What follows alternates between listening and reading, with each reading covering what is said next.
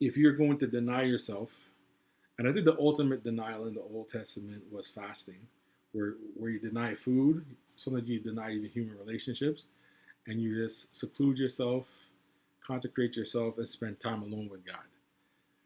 And what Jesus is saying here is that when you make the decision to spend time alone with God, don't brag about it.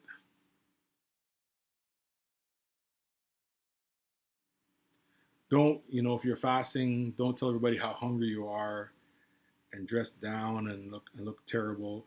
Because he says that if you do that, then that's your reward. Your reward is getting the attention of people, being a celebrity.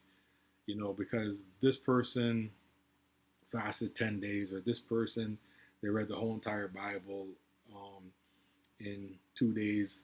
Like whatever the feat might be, it might be phenomenal, but the purpose of spiritual disciplines, such as fasting, studying the Bible, spending time in prayer, all those spiritual disciplines, the purpose of it is to connect with God and to make an impression on God, not to make an impression on people. So when you start to use these spiritual gifts to impress people, then you lose the power of it. One thing I wanted to say is fasting is a very, very powerful discipline. As a matter of fact, fasting is more powerful than I actually realize that it is. Because for me, I've had a regular practice of fasting because I find that it just strengthens me, that helps me on a personal level, just in terms of just getting closer to God, studying the Word and so forth. But what I now realize is fasting works well with intention. So like if I'm fasting because I want to get closer to God, or if I'm fasting because I want to know the Bible better, it's powerful. But what I've also realized is fasting, even without intention, is powerful. So if you're a Christian, you go 2 or 3 days and you don't eat food, and you're not doing it necessarily to dedicate yourself to God. You're just doing it because maybe you're busy, or you're doing it because you just are tired of eating, whatever the reason might be.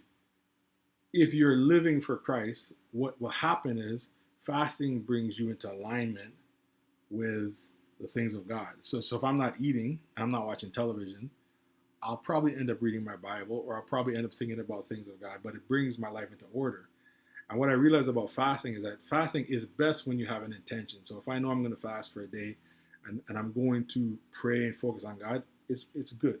But what I realize is fasting, if your health permits you to do it, it has phenomenal effect on you, even when it's not intentional. Because just by not eating, it causes you to concentrate. It causes you to think differently.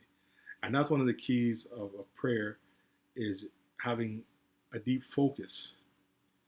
And when Jesus is talking here about appetite denying disciplines, is these disciplines can allow you to have a deeper focus and be more effective in your prayer, be more effective in your Bible study, be more effective in your worship, because the appetites have a way of dulling our focus.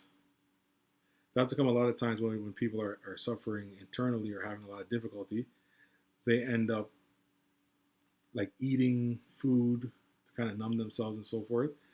And I'm not going to get too much into that, but at the end of the day, fasting is a powerful tool that can be used for your spiritual life, especially in prayer.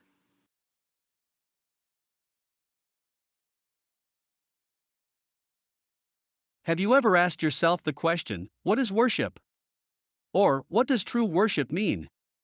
Well, now you can find the answer in this easy to read and engaging book titled 5 Benefits of Worship: Experiencing the Power of God Through Focused Praise and Worship.